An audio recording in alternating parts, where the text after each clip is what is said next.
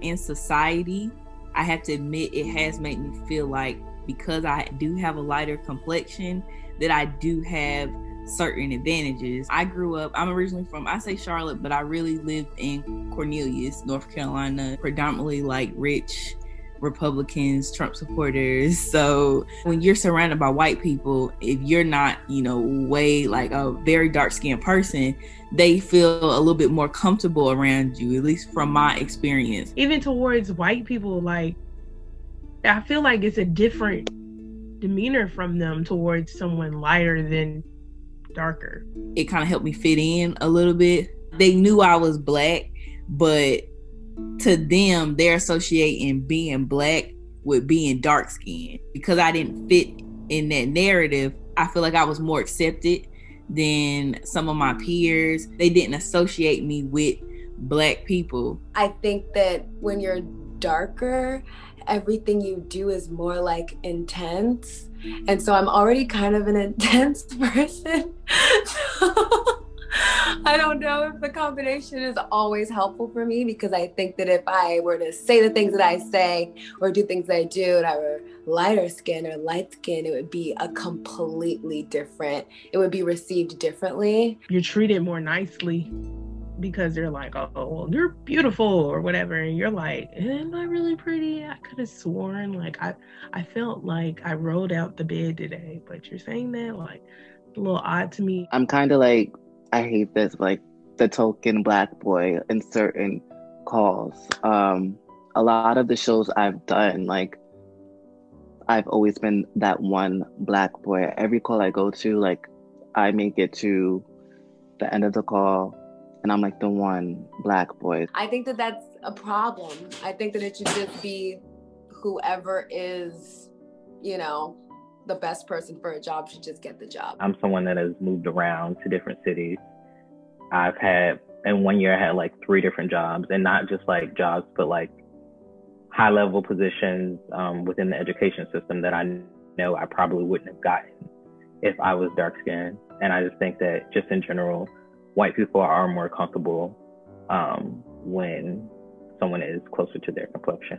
I feel like light-skinned people can get away with much more than dark-skinned people when it comes to women. When I taught in an all-girls school, and I thought a lot with like our darker-skinned girls getting in trouble more often than our lighter-skinned girls. And so it just plays like a huge role. And I think a lot of times when we do discuss colorism, we don't think about like the different ways that it impacts every aspect. But like there are studies that have shown that Black girls specifically get disciplined more for the same offenses as other people. And so when you look deeper and look at the difference in skin tones amongst those Black students, you see that dark-skinned Black girls are often punished harsher than their lighter-skinned counterparts. Whereas with men, it's like everyone wants a dark-skinned guy because he's strong, right?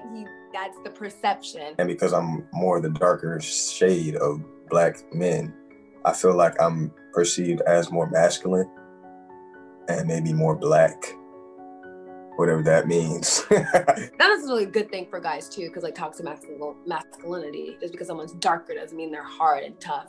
But I think that those are the terms and the ideas that are associated with skin color and colors in general. And you see that in television, you see it in cartoons, you see it where, the bad character's always in dark, and then light and whiteness is always associated with good.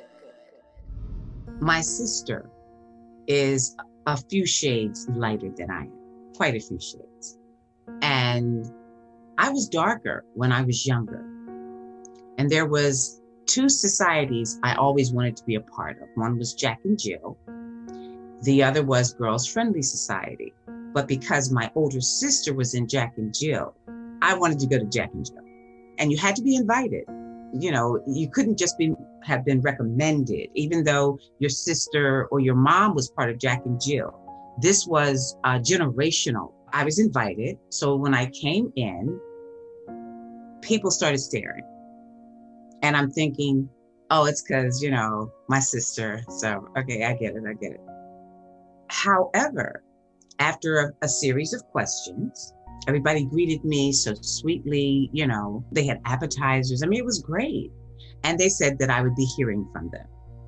Now, for me, that was strange because with my sister, it was, oh yes, come fill out the, application. With me, it was, you'll be hearing from us. So I thought, well, maybe this is the way it goes. I didn't even talk to my sister about it. It was just like, okay, if this is what happens, then I'm good. However, I got a letter, and the letter said, at this time, we are unable to admit you.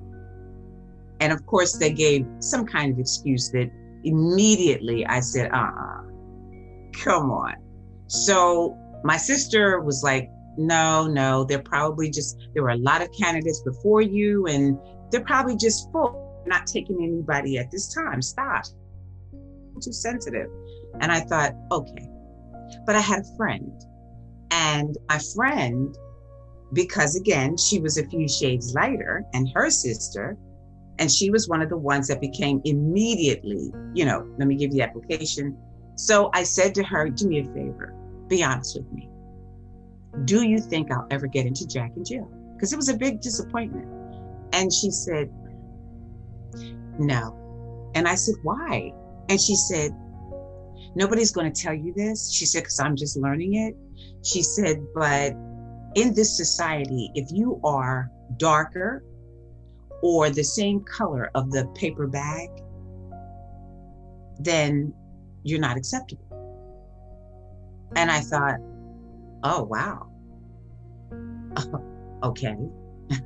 Okay. And of course, I went to Girls Friendly Society, but I was bitter. I was angry. And as time went on, I just felt like I needed to do something about my skin. That's how it started.